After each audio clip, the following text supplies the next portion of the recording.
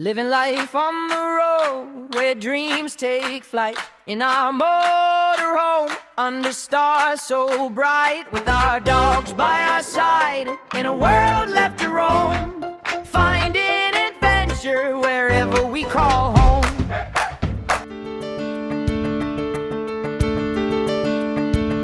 3, 2, 1, action. I think that's what you're supposed to say anyway. Hello there, welcome back. Thanks for watching and being with us on this journey. A little bit different today. So we got a video that we want to bring you just a few updates on the channel and on us and what the future plans are and where we are at the moment with things, which is a little bit different than an adventure or a technical video. We are somewhere different located as well. You might notice we're not in Monty, not in the motorhome, we're not in a narrowboat, and we're certainly not on a cruise, sadly. Because they're the three main aspects of this channel that we first set up. Although I have to say, the motorhome seems to have taken off more, doesn't it? Yeah, we've had more views on any of the motorhome videos than we have of any of the others, actually. Yeah, so Monty the Motorhome seems to have won people's hearts. And that's really what this is all about, because when Fleur retired, when did you retire, Fleur? September 25. Oh, well done. September 25. It's recent enough for you to remember it. We set Retired and Roaming up as a channel, as a bit of a sort of post-retirement project. Sadly, I'm the baby of the family, so I still have, well, I like to think I am anyway. So I still have a year to go, almost a year exactly before I retire, because I'm planning on retiring Easter 27. Yep, that's right. Easter 27. So almost exactly a year, just coming up. Off. The dogs want to be in the shot. We've got 2 out of the 3 here today with us, Finn and Max. Ted didn't want to come down, he's the older boy up the top. So I've got 1 year before I retire, and then we can go off on our proper adventures. And we set the channel up really because we knew nothing, and now he's got a toy to play with. We knew nothing about YouTube, and we thought it would be a bit of fun. It would get our brains going, keep us active. It was a way of recording our adventures and just having it as a memory for ourselves, really. 100%, yeah, 100%. You're all just a fly on the wall. But it's great to have you, and we love having you on board. And that's the thing. So we got an email overnight from YouTube, didn't we? Yeah, you woke up to it. I woke up to it this morning. An email came in overnight from YouTube saying you've hit your first milestone and we are now eligible to apply to become YouTube partners. Sorry for the noise in the background. It's the dogs with their bones and their toys. So we're eligible to become YouTube partners, and we never really thought it would take off quite as quickly as it had. We kind of thought when we set it up we'd have a year to just get the channel up and running, and then when I retire we can go off on our full proper adventures. You know, a lot of the time we'll be away from home. Hopefully the plan is we'll be away from home more than we're here, really, and you'll be joining with us on those adventures. So we kind of felt we owed a bit of an explanation and a bit of an apology that we're not one of these YouTube channels that sort of churn out 50 videos a week at the moment. You're probably grateful for that anyway, because work still gets in the way a little bit, and obviously work for me, as it was for Fleur, is tied to school holidays. So our only adventure times are school holidays, really, aren't they? So that's where we're at the moment. So thank you for joining us. Thank you, all of you, all 750 something subscribers in 2 months. 2.5 months. 2.5 months, which is incredible. It's ridiculous. It's ridiculous. It really is ridiculous. And so many thousands, 3,500 views or something across the videos, which is amazing. And we're really thrilled that people have got on board with this journey and are following us. So thank you very much indeed for that.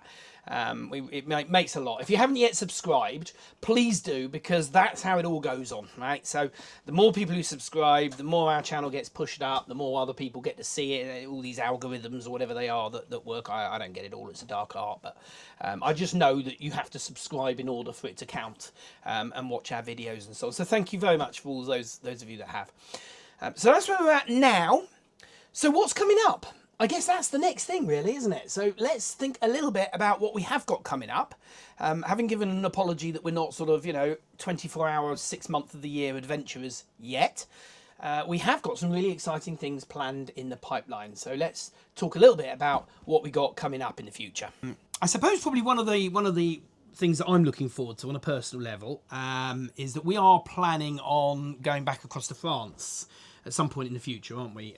Hopefully not too distant future. One of the first things we might do when we retire. Obviously, we've got the logistics of getting the dogs all sorted because there's a lot of complication around that nowadays post Brexit. So we've got to get all the dogs passported and whatever else they have to get done. And for 3 of them, that's quite a lot. So we're gonna try and get that all done.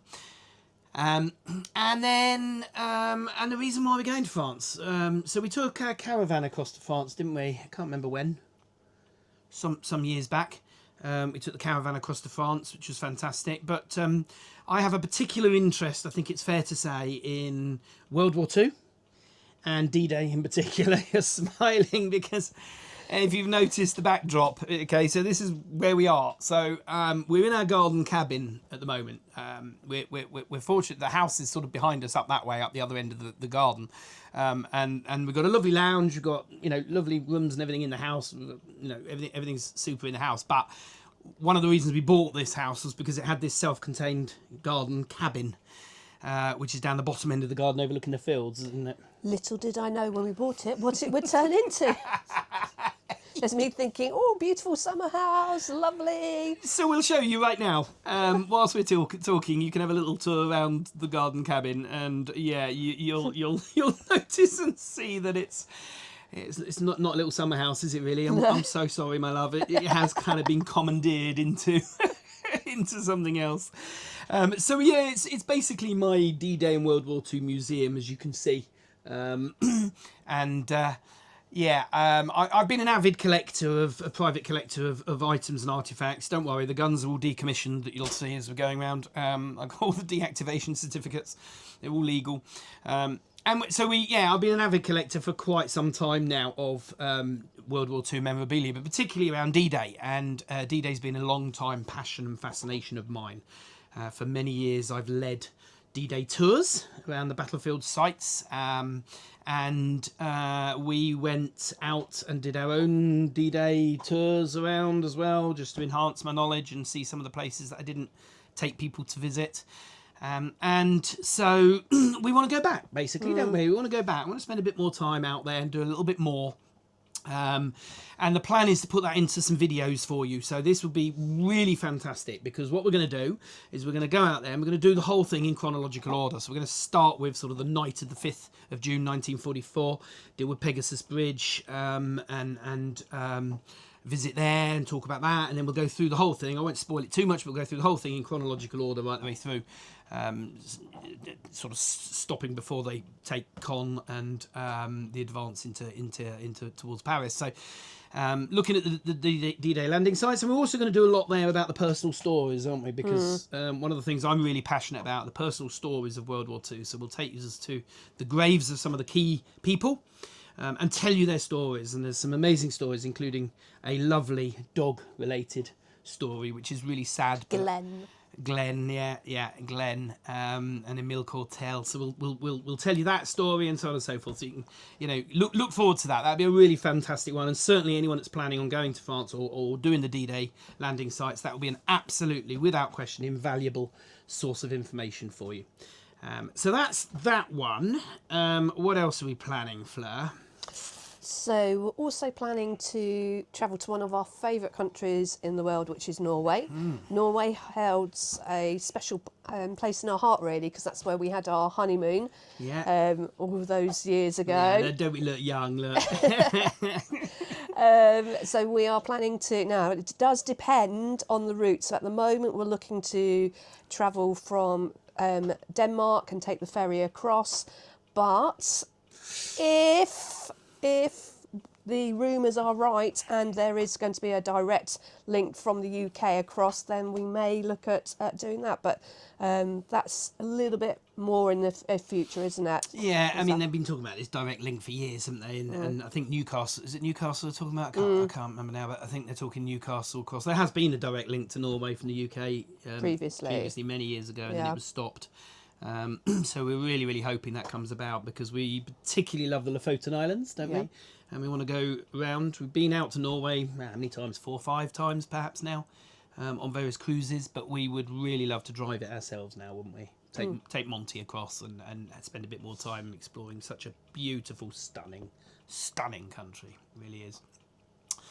And then the third thing we've got planned as well is a bit of another bit of a personal link for me, and that's Norfolk, isn't it? Because a little while ago we have both had our family histories, trees. How do you say? Yeah, your family tree made, genealogist created them. Yeah, they didn't create them, did they? No, right not. Research. Research, that's the word, research. So by a local lady in our village. So we've had that, and then we looked particularly, because my background's quite a lot of domestic servants, farm labourers, biscuit makers. Biscuit makers, you've got biscuit makers. And then that's throat lozenges. Yeah, throat lozenges, yeah. So you had a nasty accident, didn't you? Yeah. Making throat lozenges. Yeah, whereas yours are slightly more public figures, a few of them. Yeah, some of them, work their way up a little bit, I think, though. But one particular person, two particular people that we want to trace into a video for you guys because it's fascinating. I can't remember the exact relatives. We'll get it all sorted and get it right when we do the video. But I think it was grandfather or great grandfather was a Coast Guard, wasn't he, in Norfolk? Yeah. Huttoft. Yeah. Huttoft Bay. We've been there, we went and had a look around, and we want to go back there and put it all into video as well because the family history around that is fascinating. He kept meticulous diaries, which included April, whatever it was, not very good at my dates, Titanic, basically. And he's made a reference in his diary to the Titanic disaster, and talked about that a little bit, and given us a real insight into his life along the Norfolk coast as a Coast Guard, which is really fascinating. So we'd love to go out, read some extracts of his diary in the place, and put all that into video. Clock's about to go. There we go. We're now going to tell you what the time is. It's going to do it 12 times, I think. It's so great. We could pause, but we'll carry on. So there's that, and then George Edwards. George Edwards, which was a fascinating guy as well because he was my great grandfather. I can't remember. No, my dad will be watching this going, "You got that wrong, Andrew." But we'll get it right, and we'll get it when we go out there again. But he started off in agriculture and actually was one of the founding members of the precursors of the National Farmers Union, which is really fascinating because totally unbeknown to me when I had my farming background and started farming in life. And then he worked his way up to become a politician, Labour MP, and he's now remembered in a very grand grave up there, and he's got roads and streets and estates that are named after him. And the local primary school, which another connection, local primary school has a house or something named after George Edwards and has him it's on their railings. Outside. Yeah, we'll show you some pictures of that just to whet your appetite. And then so we want to put all that into history as well and find out a little bit more about him and tell his story a little bit. So a little bit of a personal connection. So really, really interesting. But then a bit sooner than all of that, coming up, we've got 2 big trips planned. One in our boat in the summer. You can tell us a little bit about that, Fleur. So we are both from southwest London. One of our aims is to get down onto the Thames in Velvaere, our narrowboat, to travel all the way down, meet up with some of the family down there, and then travel back again. Yeah, big summer trip, and that's this coming summer. Yeah. So we'll be doing that. So those of you that know the Retired and Roaming logo, you'll see it. Okay, there's 3 parts. So although the motorhome, Monty the Motorhome, has really taken off probably more than anything, we're also quite passionate about the canals and narrowboats. We've had narrowboats for a long time. This is our second boat that we've owned, and it's been in our history, in our family history, growing up as children on holidays on canal boats. So yeah, so we want now to that do is dependent on the canals being open, because last year, due to the weather, a lot of the canals were closed. So it does depend if we can actually get there and there hasn't been any breaches or closures. Absolutely. Otherwise, it would be another Monty adventure somewhere spontaneous. Spontaneous. What's your job? Yeah, I'm not a teacher at all.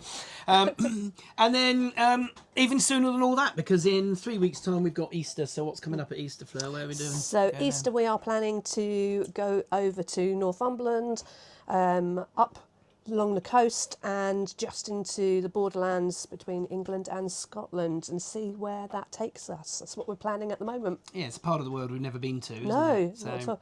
Which is strange because actually that's where some of my family come from. Yeah, there we go. So that'd be nice. Might even meet them. I don't know whereabouts they are. Durham. Okay. So we shall see what the itinerary turns. But that's going to be our next big adventure. That'll be a Monty adventure, and that's literally coming up in 2-3 weeks' time. So that one is imminent. Just finally, to let you know some of the other things that we've got coming up in some short videos. This week, weather permitting, we have Paint Seal are coming to put, what do they call it? A seal? Ceramic glaze, I think it's called. Around on Monty, so we'll do a quick short on that. We've got some reviews coming up of some of the purchases that we made at the NEC Caravan and Camping Show, including the fire that you may have seen in one of the previous ones. What else? Oh, gas slow system. Gas-Low, yeah, now that's not this coming week, the following week. So back to Lakeside Leisure. Yeah. I always get that wrong. Not Lakeland Leisure. That's a different store altogether. Quite like that, yeah. Yeah, you do. Yeah. Lakeside Leisure. So Harry over there is going to install a gas flow system, and we'll talk to you through about our reasoning for that as well. Yeah, so a few little technical videos and bits and pieces in the meantime. Obviously, we're using this year as well to try and get Monty completely ready so that we can go to places like Norway or right down into the Med and further and use our 90-day Schengen allowance and so on, and really do the Schengen shuffle a little bit and yeah, so getting everything ready really, aren't we, this year? Getting it all sorted so that we're ready to take off when we're both retired in a year's time from now. So once again, thank you so much to each and every single person for sticking with us, watching us on this journey, being part of our journey. It does mean a lot. We're doing it for our own memories and to record our own travels, and for family and so on to see when we're off travelling and gallivanting around when we've retired. But it's great to have so many other people who comment, and so let us know what you think. Let us know what you're looking forward to. If there's a particular video, or if you've got any ideas around Northumberland. Yeah, particularly. It would be great to hear that, wouldn't it? Yeah. Because we're just starting to plan that route and plan it all. So, yeah, anything that we must see, anything we must do, or even places or things to avoid, would be helpful to know. Yeah, join us for the rest of the journeys. Like and subscribe, share the channel with your friends, do all those usual bits that the social media thing is best for. And thank you all so much indeed for your support. And we'll speak to you soon and see you in the next video. Bye. Sailing the river on their narrowboat they roam. Cruise ships carry dreams across